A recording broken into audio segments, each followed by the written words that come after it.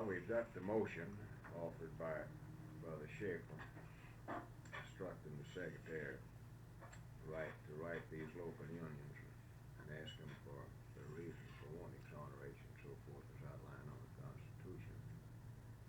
Do we have any further discussion? Well, should we amend that motion to take care of the alternative? Well, I was wondering if you want to give that matter some consideration and allow him in his correspondence to point this out to him, what the possibilities were, see. I think it would be well, yeah. Rather than creating hard feelings if they gonna Can be be forced, in other eliminated. words, if they're gonna be forced to get out anyway, we're losing them. Neither could take it from this approach. Well, and that's you'll the save thing them. about the letter, the way it's phrased and so forth, is gonna have a definite bearing, I think, on the overall picture. And if we leave them with the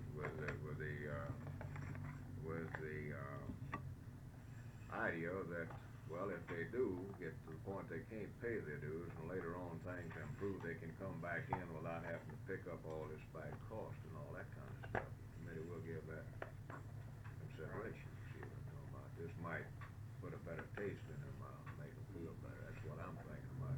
Trying to get over this thing without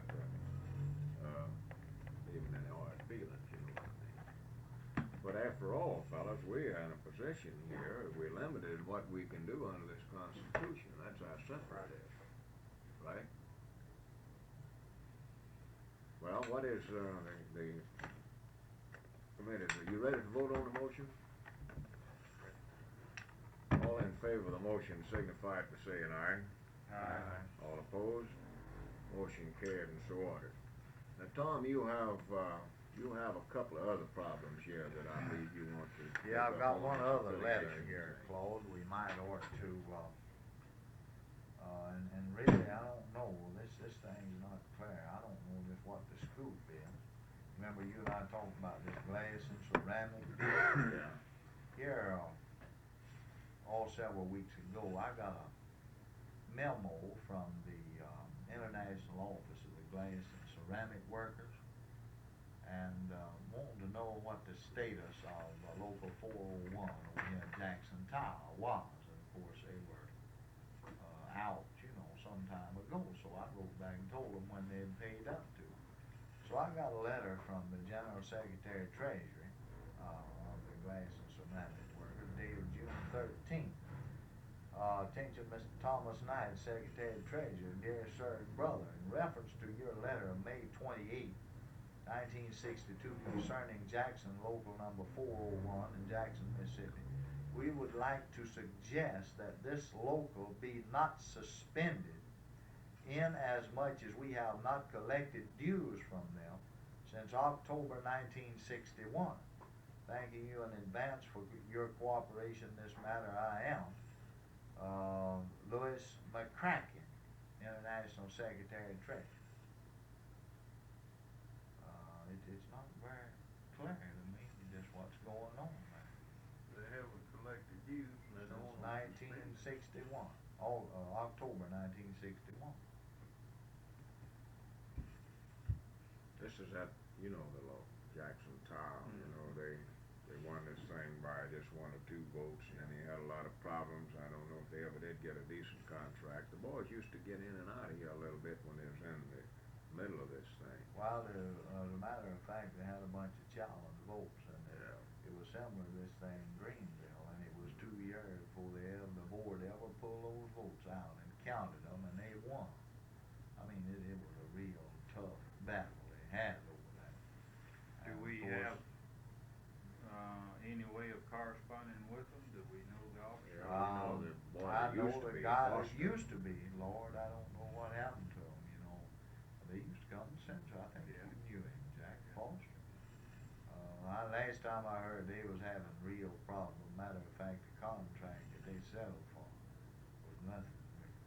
This piece, it wasn't worth the paper it was wrote on. I read it. So what little procedure they had, for settling their differences, they didn't have none. So I don't know. They may be, may just be there in name only now. I just don't know. Are they still in good standing here? No, They've been. yes, I pointed out to him, see, that Oh, they, you did? the last date they paid, and pointed out that, according to our constitution, that they were out. Mhm. Seems that the international is a little Slow on that slow one. on. Yeah.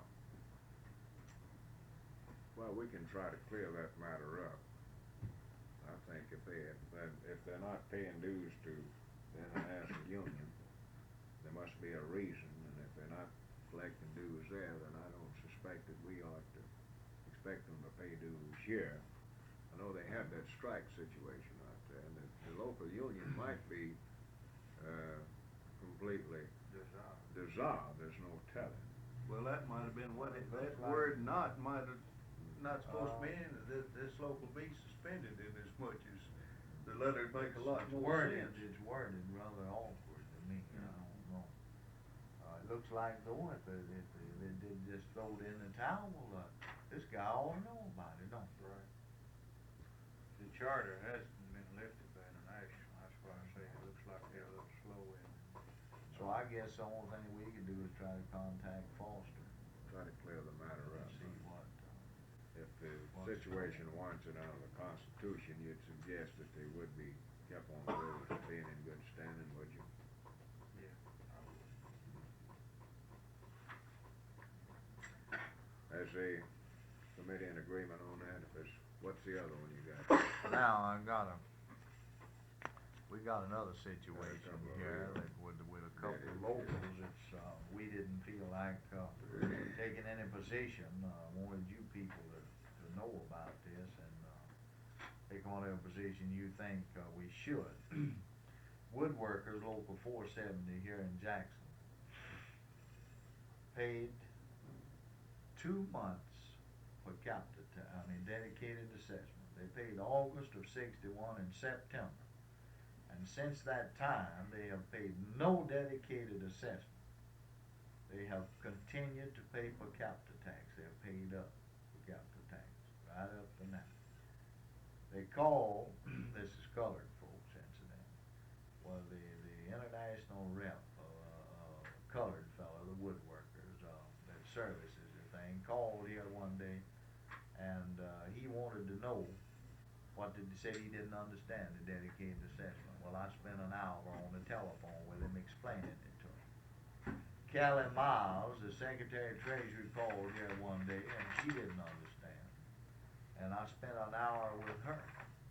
And then one day when I was out, Claude was out, she called and Carolyn took up another 30 minutes or 45 explaining the 12.5 cents per member per month. But we've never got another penny. They paid August and September. And from that date on, we've never received another cent dedicated assessment. And they can't say they don't know. I'm pretty sure they had somebody in the special convention, and when it was adopted, they know about it. They can't say they don't know about it because the Secretary of Treasury and the international rep has had plenty of time taking up with them that they understand it, what it's for and how it's used and what their amount is and everything. Now, we have a post office clerks, 440 in Meridian, which was the only one of that organization affiliated in Mississippi. And they hollered big and loud during the campaign to, when we was presenting the program. Claude knows this. Oh, in Meridian. And to this good day, they've not paid 1 cent dedicated assessment. They continue to send in the per capita tax. And they know the guy that was then president was in the meeting when we presented the program in Meridian. As I say, he hollered louder than anybody. They are familiar with what the program is and what they were supposed to do. We haven't received, so here we are. And we want y'all to tell us what to do with these people. They're paying per capita tax, but by no stretch of the imagination are they in good standing with this council. Because that 12.5 cents is just as important as the 10 cents. How many people involved at the woodworking plant? About, Marvin, I believe it's about 150 here, let me get the book. That's all right. Let me get the book and we It's can a tell small more. group, about 100. It's kinda small in this post I office. just wanted to True, know of that course, the it's small. group of people we talking Yeah, about. that's, Involved. I mean, we ain't got but just that local and one other one, ain't it? Local old Meridian Woodward. Yeah. Well, we got these people in Hattiesburg gets But they've exonerated. been How exonerated. many are people involved in the postal There's not very many, I think about 20. Well, well, go ahead, let's settle this problem. What I was trying to arrive at is how much was involved. Not too much, Mark. And then second, maybe as to whether it would justify, maybe, if you knew when they met, although we think that they've had ample knowledge of the whole situation. I want to just see for our own satisfaction how many knowledge Woodward meetings. Maybe it's an office society, might not, the membership might not be in on the thing too well, I don't know. I'm not trying to think of places for you people to go. Yeah, it might be if we would, and corresponding with advise them, you see, that, one of us would be ready to come to their meeting and explain this thing to them, because, this question is, should we continue accepting this capital tax payment as they sent it in here when they're not in good standing because of not having paid the dedicated assessment 112 Woodward. and outlined in the Constitution, see? Well, now, look, isn't this, especially the clerks, letter carriers and so forth, aren't they having a national election now? Yeah. What was that I was reading there? Well, it must not affect this group though, because this concerns for collective bargaining purposes, and they already organized in ARC, and they Yeah, already. this is a merger within their own organizations. Right, Might better The have. postal clerks and, Well, I knew in Laurel, your strong group is your letter carriers. letter carriers and postal clerks working. Maybe they get them all together, Well, now, I would just like to see this, letter carriers, I can make contact there. The fellows a close friend, delivers my mail, been elected president of letter carriers just recently, Johnny Johnson. He's a good liberal Democrat. And, I know him very well. And so, I was planning on making contact, but I wanted to find out just what the status of, you don't have any of the letter carriers, do you? This is the only postal clerk local that's affiliated with, so that one. In addition now to these conversations with other knowledge these people have of what the requirements are on the Constitution now, they received a letter from me. I wrote some 13 or 15 different letters to locals who were really in the rears and wasn't entitled to representation in the convention. But since the situation is what it was, we wrote, the other executive committee authorized it, and I wrote them and extended the convention call and sent credentials, and these two locals were in this group, see. And in this letter, I attached the sections of the Constitution, see, where it said that in order to have delegation and votes in the convention, you must have paid your dedicated assessment and per capita tax, see? And it was very clear, and I also pointed out in the letter that that the executive committee is going beyond the constitutional provisions and extending this convention call to you, and stated that we hope, it is our sincere desire, that you can make arrangements at the earliest possible date to correct the situation that now exists and send in your credentials. It wasn't one of them he answered my letter. Not the first one, yet. So that's still further knowledge that these two locals know that they're not doing the right thing, see? Well, Marvin suggested, I believe his suggestion was, Well, in the light of this these last remarks, I don't know whether that whether it would help any. would avail anything. Well, then you've got this situation, I know we have it in our own law. Well, You what do you, know, what do you wonder think? what you gonna, what will we? The local president and the secretary won't get together for quite a while, secretary, treasurer, whatever office they call it. We have it down there, and, this secretary treasurer in our local, he keeps paying exactly what he's been paying until something else comes up, say, or he hears something, or gets something in the form of a motion. And, it might be a similar condition over there, this treasurer's still sending that in, and maybe the local president's been the one that's getting the mail, or vice versa, I don't know. Well, they both, Jim, let They me do. say this, that, and Claude, you correct me if I'm wrong now, when this program was adopted, we sent out a lengthy letter, right? And it was mailed to every officer that was on our list. See, we didn't just send it to one, we sent it to the full mailing list that we had at that time, pointing out the amendments to the Constitution with reference to finances, right? And they know. I mean, the officers at that time knew what the requirements would be under the amended Constitution with reference to the 12.5 cents dedicated assessment. So these people can't say, I mean, it seems to me that they have no room to say that they didn't know thus and so. I swear we have put it to them from every side, and in every way as simple as we know how. I think that we can, probably do this with this woodworkers group. Callan's got this woman's telephone number. I'll try to talk to her myself. You've talked to her already, so I'll talk to her. And that's just what I'll tell her.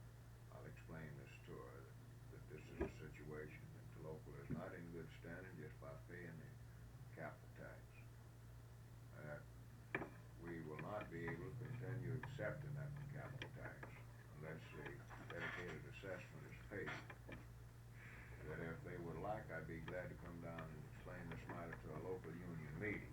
And maybe this is what we need to do, see, or that myself or Tom one, if they'll tell us when they meet and invite us to the meeting. Maybe this is what we can do with this one. Now, what's the other one? Post office clerk. Jim will take care of that. You know, well, letter carriers is one that I, so. Oh, I see. Old Ward, you know Gus Ward, he's about as big a talker as they got over there, and all the time boasting about what he believes in, and you're, Are you aware of the, postal clerks convention in Greenville this weekend? No, are they meeting over there? Yeah. State convention. I told him Peckerwood last year I wanted to be invited to it, and he said doodle. you know what, let me just tell these boys, they may not know this. Last year, one of these boys, the state president here, wasn't it Cannon last year? From this local? Yeah. Anyway, the president of the local here, and I can't think of his name right now offhanded, of this local. It's not Bowers, is it? No. Anyway, Cannon's from this local. Anyway, the president of the local called me one day, several weeks before their state convention here. And he said that, look, we'd like to have you and Mr. Ramsey. Says, Cannon asked me to call you. And I said, we'd like to have you and Mr. Ramsey, if you're idle, to come and speak to our group. He says, we're meeting at the Robert E. Lee Hotel. Well, I told him, I said, we'd be glad to. Knowing the situation, I jumped at the chance, and told Claude about it. He said, well, we'll go up. Well, they called me back a couple of days and says, our schedule has been, I think one of the international officers was coming in, and he didn't get here at the time. They had their program all fouled up. So he says the auxiliary, our auxiliary, was meeting at the same time, is going to have a buffet luncheon or dinner down at Battlefield Park. So says you all come down there and you can speak to us down there. Claude and I went down there one hot afternoon. I don't know, it was in the summertime. Never been no hotter in my life. And I'll tell you the truth, boys. We like to not have got to say nothing. And what we did get to see, them poor people didn't know what we was talking about. Right? It was real embarrassing, see. Now here, we were supposed, they were supposed to have been known that we'd been invited. We got out there, I swear, they didn't know nothing about it, didn't they? That's the way it appears. It was real, I mean, we just walked in there and you could just tell that they just rather we hadn't have been there, see? And they didn't know what it was, from say, this is Knight, Secretary of Treasury of State Council, Ramsey President, I mean, it was a shock, they really didn't know who he was talking about. They don't Finally, have the we least got to say a conception what few the state words, labor council's about. But, it was, you know, you could tell you was They knew when we got intruding through. on their time and their arrangements there. This Was is real late in the day. embarrassing. This is late in the day, and I don't know whether the, Greenville clerks are affiliated with the CLU there or not.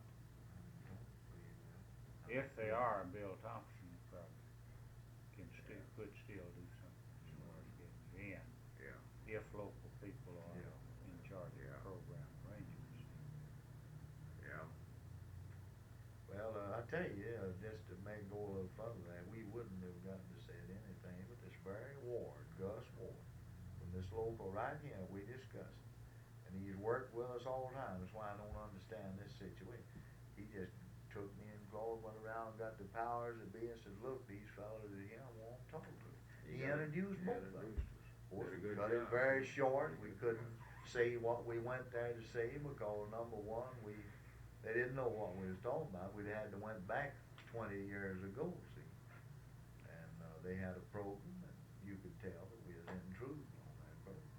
I think this, and I'm not taking up for him, I got a couple of brother-in-laws here, in fact, my sister-in-law, wife's sister is the newly elected president of the auxiliary here in Jackson Hole.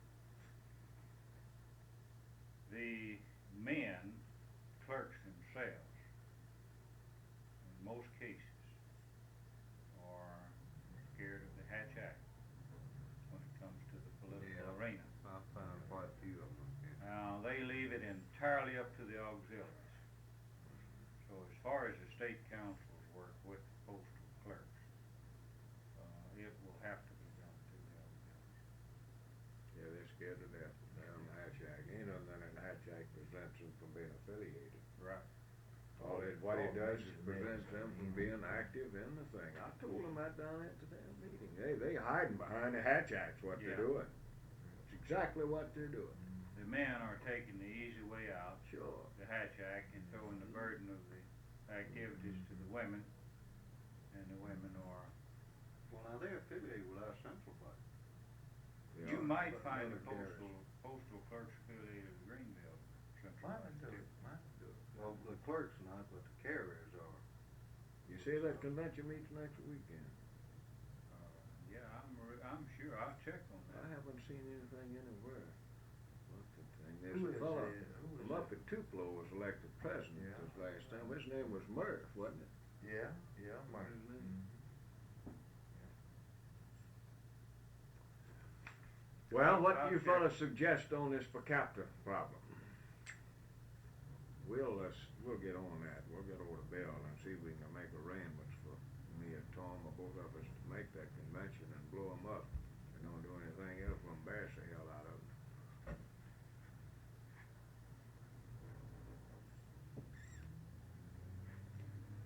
Only suggestion I would have is for them to get in compliance with the Constitution. Well, should we continue accepting their per capita tax, or should we send it back to them? That's the question. If we keep taking them money, I don't think you can continue to accept it indefinitely. I think we need to It's a beauty notify them one situation. more time and request a reply, one way or the other. And point out to them that they're not, by paying just per capita tax, that they're not, Staying in good standing. not complying with the Constitution. Right.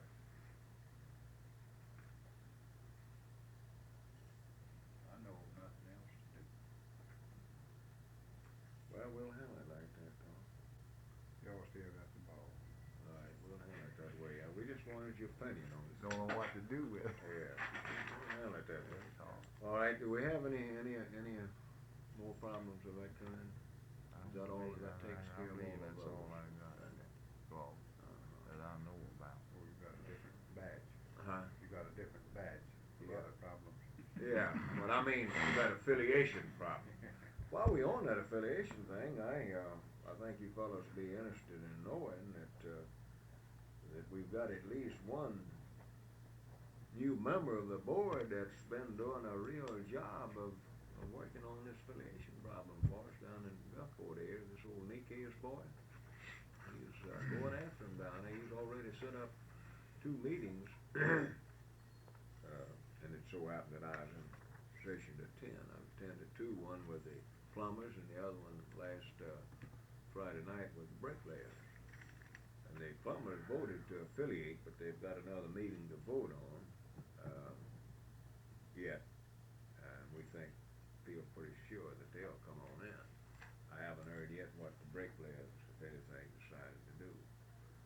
But old Nikkei is really going after him. He's got him a list of them unaffiliated groups, and he's working on them. He's going to stay with them. This is a good old boy. He is an old man in this business. I didn't know it when I first went down there. See, I just got that aluminum workers local affiliated last year. You know, they only been in about a year. He come out of that Armstrong tire plant down at Natchez. He was there doing the real hectic days when they first organized that thing, and they had 2 or 3 bad strikes, you know. And he knows what it's all about. And he took that local union over, the aluminum workers over, and built their membership up from about 30% with people in the plant to where they don't have but 3 non-union members in there now. He's really doing us a job down there. And that's what it's going to take. If we can get more activity of this kind, I think we can get this affiliation problem licked. You know, if they'll just get in there and instill something in their minds and set up a meeting, give us a little time where Tom and myself, one can get in there with them, you know what I mean. I think we can get them. Now, Dees told Tom, he was up in Quiet last night. Dees with IBEW Group. They've already got their dues up and have voted to affiliate. So as soon as they dues start coming in, they're going to come back in.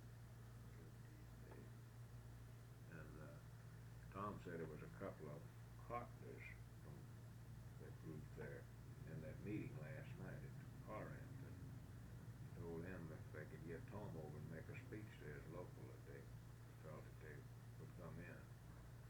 And we are hopeful that Randy can be made there.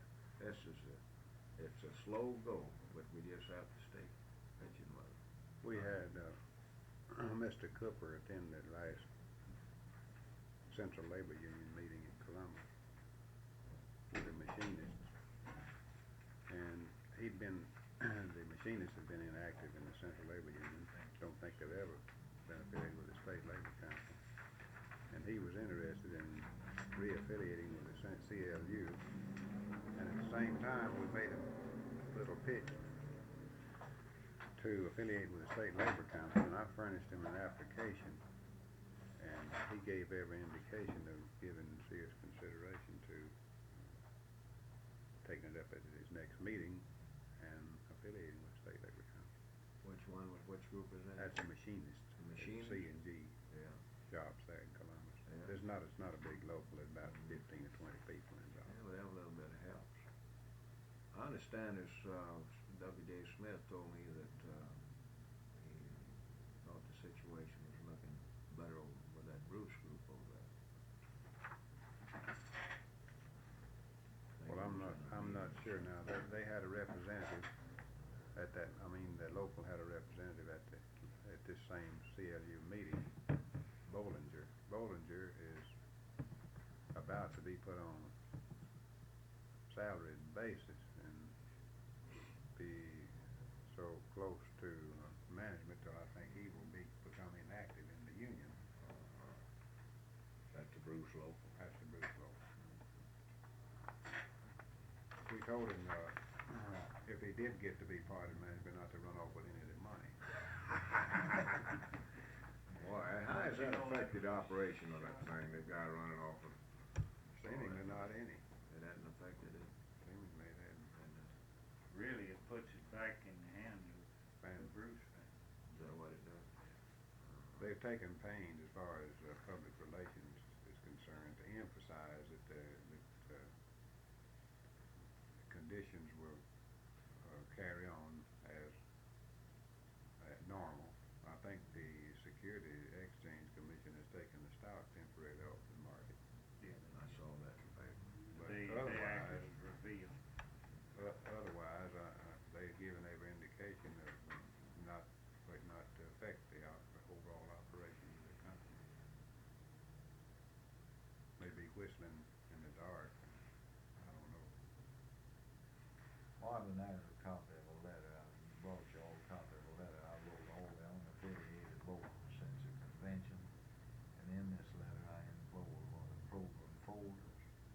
Then I also, and I couldn't find but one, you can read if you want to pass it around, that's a copy of the letter I wrote to all the international representatives of any of these unaffiliated locals and sent them a copy of this other letter.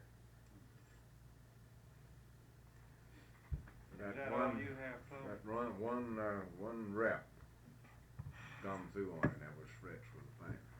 He's working on painting. Now we have, see, have you got anything else on that? No, I don't believe I I have. think we pretty well taken care of the things that we need, with one exception. This will strictly be something for you to approve. I was approached by the Assistant Regional Director of the National Labor Relations Board in New Orleans, back just prior to our convention, about the possibility of the State Labor Council cooperating with that office in arranging a program, a one-day program affair, for that office to come in and hold more or less a seminar on the act, filing the labor's rights and so forth, filings of petitions and things of that kind. And I have tentatively made arrangements with him to set that conference on September the 15th, which is on a Saturday. This will primarily deal with organizational activity, you know what I mean? And would be of interest more to international reps dealing in organizational work than anything else. And it was my thinking that we might want to give some consideration to tying something else in with this for the benefit of the rest of our people. If you've got any ideas along this line, or if this program meets your approval, then I certainly want to know about it. And we want to talk a little bit about prospective programs this fall in line with what Tom and I have been talking here that we think we need to do. Before we got you in here, we want to kick this around with you, son.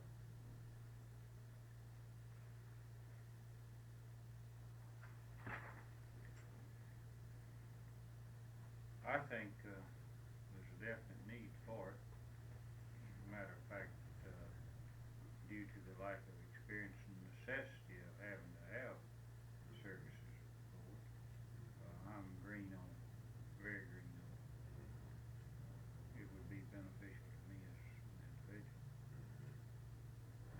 I would wholeheartedly endorse it. It won't cost the council but very little bit. It'll just be a matter of cooperation and getting the notices and the mail and all that stuff out. It'll be similar in a way to some of these conferences we've had on organizational problems and so forth. I was thinking I've requested incidentally in the correspondence on this subject that they spend some time on new board decisions, you know, centered in this area, that they allocate time on the program for that, because we've had some important decisions of the board that have, you might say revamped or revised decisions of the Eisenhower Board, which are important in this area, see. Along the same lines, if I might, inject this, it's news to me, probably not to you people. But when they came in response to our unfair, practice charges in Bill Thompson's case, which we filed as soon as we concluded the hearing, due to the time limitation, before, the decision had been given by the arbitrator. The hearing officer, immediately jumped on the possibilities of the arbitrator's decision, having an effect on the board's position on it.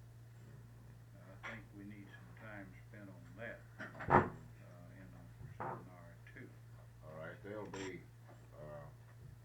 I've also requested a question and answer period in here, so this will be a darn good question for you to raise during this meeting. Make sure you make a note of that. This will be the way to get this out. Yeah. You know what I mean? Y'all in agreement with the conference? All right, now, on the other phase of it, finances permitting, and this is a tough one, this is something that you can't tell in advance. Finances permitting, I feel that it might be advisable to call the entire executive board, have a meeting of the executive board on the day prior to this, and have the board attend this conference. What do you fellas think about that?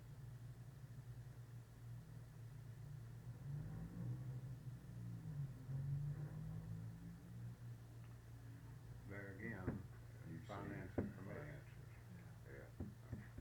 I would wholeheartedly endorse the idea, Because because our board members are really the leadership of the areas as far as the local Right. movement is concerned. And I think when they're asked questions pertaining to, the functions of the board, I think they should be in a position to answer. I think you're right. The reason I think they ought to be in. Yeah. Well, would you offer that in the form of a motion, finances permitting, that we call a meeting of the board the day prior to that, the board members then be requested to attend this conference? I would. We've got a number of things we need to take up with them. For instance, this. Which I intended to bring up and might as well tie it in with this. We've got this constitutional amendment. It'll be coming up in November, dealing with the 9-member Lay Board of Education. See? And this is a real ticklish type of a situation. Frankly, we're between the knot and the hard place on this question right here. We're gonna have to make up our mind what we're gonna do. And I think it would be a good idea to invite Jack Tubb to appear before our full executive board meeting and present his views on this important subject. And at that meeting, we'll make a decision whether to oppose this amendment or not. That's in November. That'll be in November. So this'll give us, roughly month and a half, maybe a little longer, prior to the election, which would be sufficient time. You know what I mean? You fellas been given that amendment any thought? I just think that. Yeah, I have. Boy, it's a tough debate. Wondering where we stood on it. It's a tough one to resolve. Frankly, I think we're gonna have to oppose it, on the basis that we can't afford this administration more than anything else to tamper with the school setup. Of course, the amendment as it was adopted, as will be presented, provides on the initial appointments that the governor will appoint 3, the attorney general will appoint 3, and the secretary of state will appoint 3.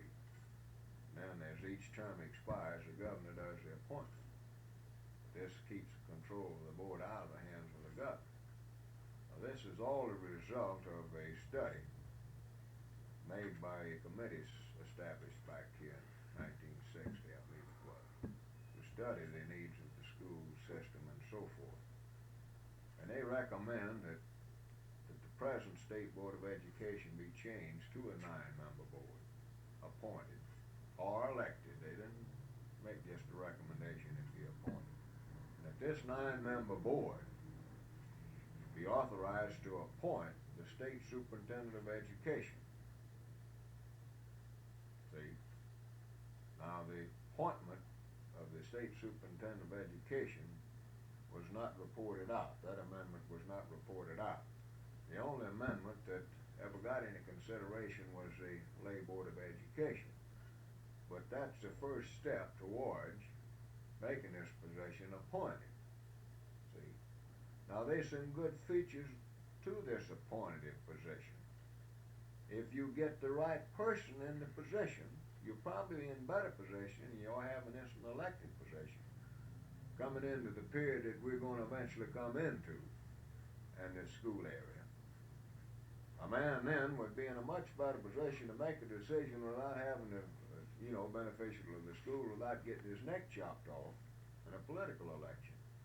Yet we're faced with this kind of situation here in this state now, is the fact that this group that we're afraid of are in control of the doggone state government. Right? Particularly the governor's office. Now, if, I don't know what you could expect out of Joe Patterson or Heber Latin in appointments of this kind. If they put the right men in there, we might come out of pretty good shape.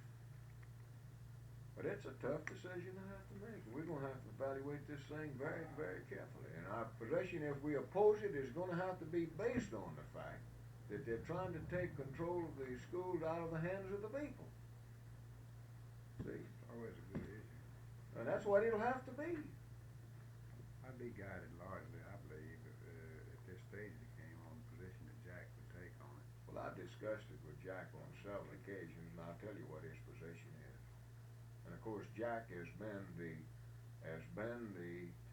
target of this whole thing all the way. He was a target on this vocational training program. This is what this whole thing was about, was trying to get around him. And I want you to know that little Peckerwood has got guts aplenty. Now, he got up in that committee and he didn't mince any words, boy, before that committee and told him what the score was. Now, I really gained a lot of respect for him after I heard him take him on in there. Brother, he took him on. He flat did it. And they're going to be after him again. Wasn't in a friendly community either, was it? No, sir. What they gonna Well, anyhow, if we get a motion here that we finances permitting, we'll call the board meeting. Otherwise, we'll confine it to the Xavier Committee. We need to get a meeting of the board in here and take this matter up and see if we can generate some more interest and so forth, particularly with the benefit of these new board members. You know what I'm talking about. It won't be necessary on the Constitution to call another board meeting this year, will it? Huh? No. But if finances permit, and this will be a Saturday involved, see, the main meeting will be on Saturday. Maybe it won't be too expensive, too much lost time involved. One day, most of it. Okay, we'll handle it in that fashion. You have anything else you want to bring up before the committee? Without you was gonna mention to the committee. The program in the fall? Some of the things we've been talking about. Yeah, we've been considering you tell them what we've been considering. National Cope has got out a new film, and I don't know, I haven't seen it yet. I ordered one, I've got it there. People in Politics. And it's supposed to have incorporated in it why we had to go into politics, and the Women's Activities Department is supposed to be, some of what they do is supposed to be acted out in this film. Claude and I talked about it, and I ordered a copy of the thing. We're gonna run it here one day and preview it, see what it looks like. And we had thought about the possibility of this fall, just before we start probably sending out mail from the council office here with reference to poll tax payment in January, the importance of that, and voting in the election next year. That it would be good to set up meetings in each of the 14 central labor union areas when it would be, wouldn't be in conflict with a local union. Now, if it's on a regular central body meeting night, it would be fine.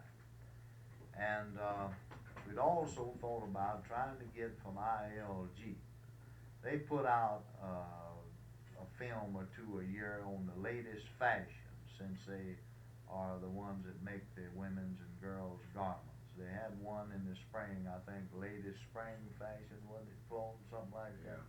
We tried to get it, did get it, but it was too late to, show the thing. I was gonna show it to a group of the girls. Anyway, we thought in terms of attempting to get from them, if they have something, maybe new fall fashions, or just latest fashions, period. This would be of particular interest to our girls, see.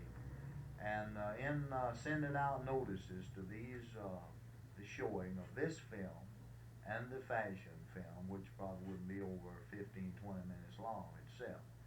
Send out the letter to all of the girls that we have on, the mailing list of the various wards, all of the central body and local union officers in the area, probably, and I don't think we discussed this part, probably maybe, send out a letter to the unaffiliated. This might be a means of stirring them up.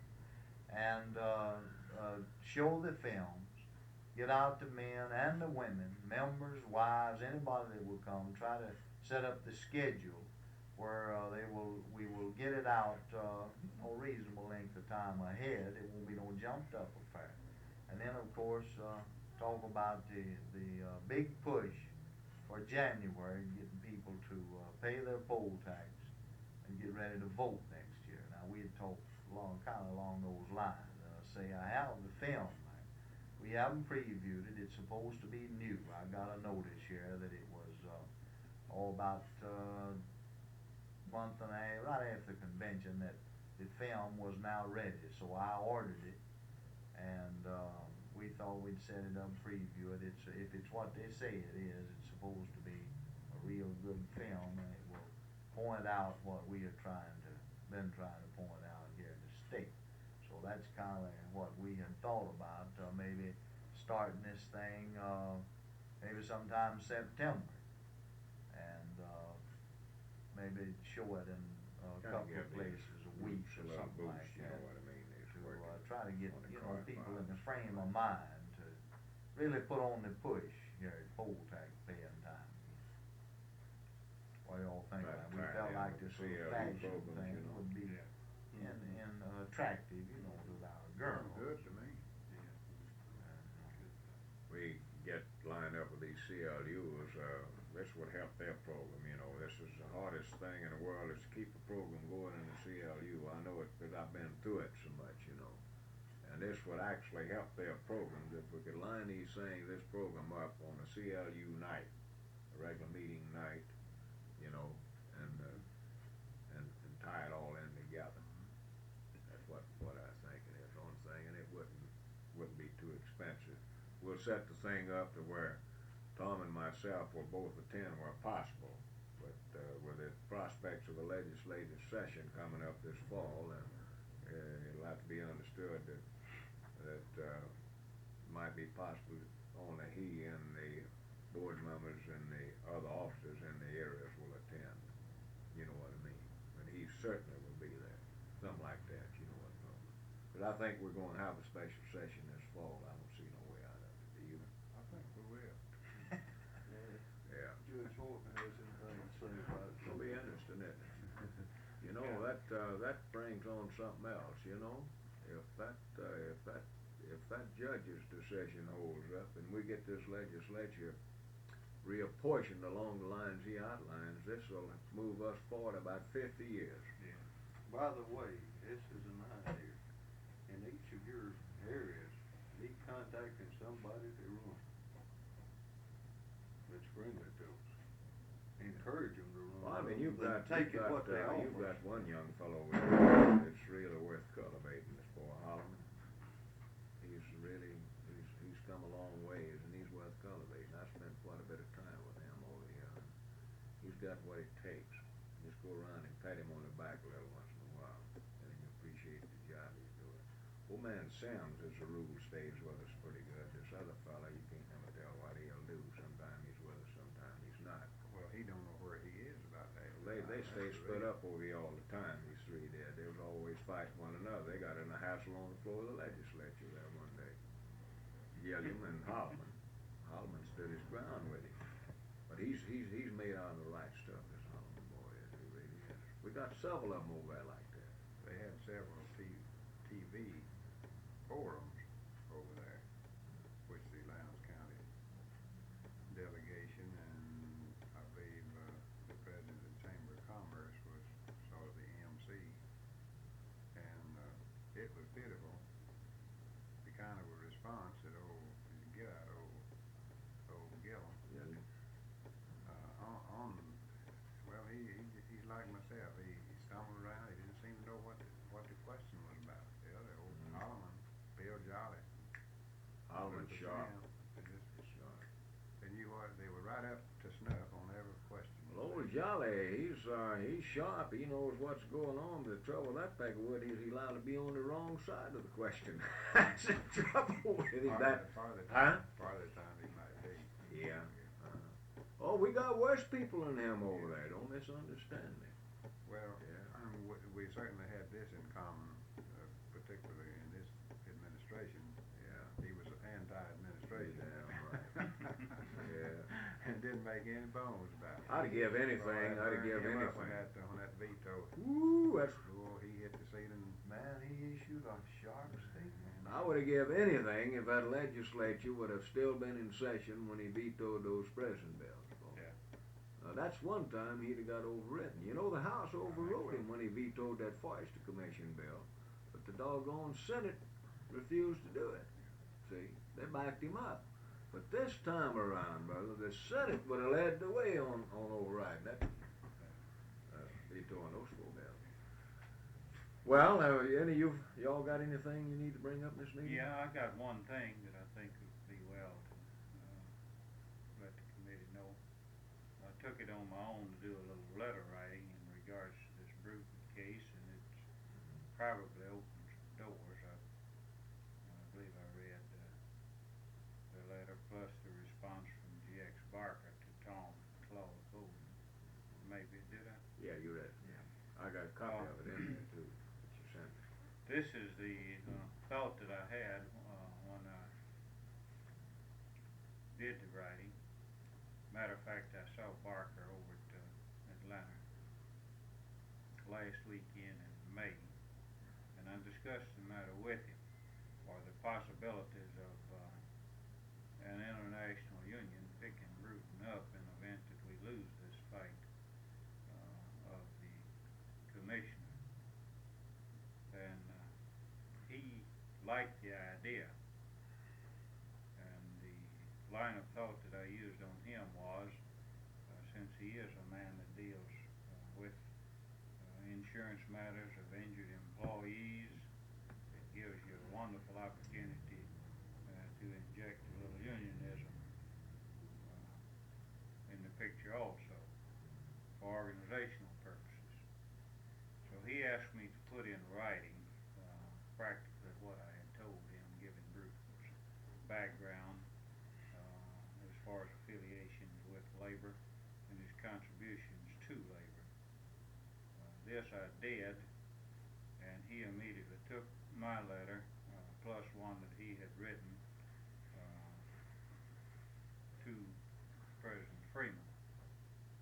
So Freeman, or Barker, in transmitting my letter to Freeman, pointed out the possibilities that we do have with such a man, and asked Freeman's cooperation, and I think he opened the door that I mentioned, that he thought it behooved AFL-CIO to assist the Mississippi AFL-CIO in any manner which they could in maintaining this man on such a vital job. So I think if nothing else, you should feel free to call on Gordon Freeman at any time to give Did us you a get any plug. correspondence on that? I haven't from Freeman yet. You haven't. No. But Freeman has communicated with Barker on it? No, Barker has communicated with Freeman. But he hasn't heard from Freeman yet. I haven't had any I copy mean, of it. has Barker heard from Freeman? I haven't Advised had him? any copy of correspondence between the two. Well, there's several possibilities that we've discussed on that thing, and I think that we're, as you point out, that we've got to concern ourselves with it. There's possibility of getting him on the staff of the AFL-CIO, and probably getting him assigned to Mississippi. Now, there's a possibility, I didn't tell you this the other day in my reading, Bob Starnes told me that he had been contacted by Franz Daniels and wanted to know what he thought about setting up a regional office in Mississippi. If they was to do that, this would be a good opportunity to put Bruton on the staff of the office and let him concern himself mostly with working with comp matters, you know what I'm talking about. Then there's another possibility of getting him assigned to the national staff as a specialist in working with comp matters, you know what I'm talking about. Probably Cruikshank's. Yeah, Cruikshank's office in his department. So we're gonna explore that. Of course, I've discussed this matter with Bruton a little bit already, as to what his attitude was on it. Well, we might as well face up to it. We're gonna have to try to do something like this, try to safeguard, at least keep him employed and where he can use his talents, you know, to our advantage and the advantage of the people. So we'll pursue that further, and if any of y'all got any contacts you can use on that, will certainly be helpful. Well, do we have anything else here? I am going with the permission of the committee, and since we're here together, I think I ought to get your approval of it. With the approval of the committee, I want to reproduce this arbitration case of Bill Thompson's and make it available to our board members, to our central labor unions, and probably to the local unions. It won't cost too much to do that. I think this is a landmark case, and it's something worth having that you should be. As a matter of fact, each one of you should have a copy of it. It should be well read and studied as to what the implications are. So if you don't have any objections, I'm going to do that. We will here in the office. It won't cost a whole lot of money to do it. You already have our permission. That's your permission. Okay. Do we have anything else, fellas? Paul, did you mention to him the fact that, IBEW 85 and Torrens has voted to? Yes, I told him that while you was out there digging that stuff up, and I told him about the carpenters in the meeting too. Along with the remark that I made, you have our permission. It's understood, I think, by everyone, and for the benefit of you two. It might be a slight delay as to when you receive it, because we want to get the thing instituted and effective, the remedy in effect, before we give it a lot of publicity. Publicity on it. Yeah. The Chamber of Commerce and Manufacturers Association might, if we started publicity now, might jump on that thing. They might not like it. They Might cost them to go to court and spend some more money. Cost them some more money by court action is what it amounts to enforce the decision. This could easily enough happen, so I'm not gonna do anything till I get okay from the local union. That includes reproduction and so forth. You know what I mean? I think it would be all right if you want to go ahead and reproduce it. Well, I'll get it ready, but I won't ready. pass it out until I get the okay. We supposed to keep these. Yeah, that's for your benefit. What happened to mine? I got it here. Stacking on the mine, I guess. Well, fellas, we'll keep you posted.